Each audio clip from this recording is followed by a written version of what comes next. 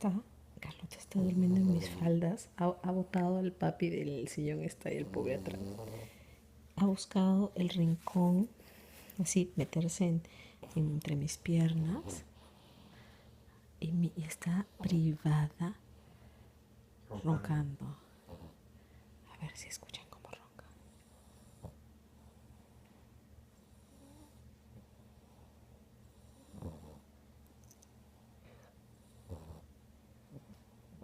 ¿Qué pide? Duerme, hijita.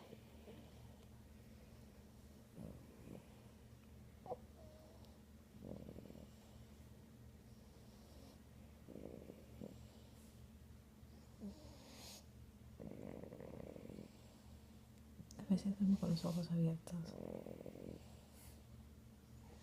Parece que está despierta.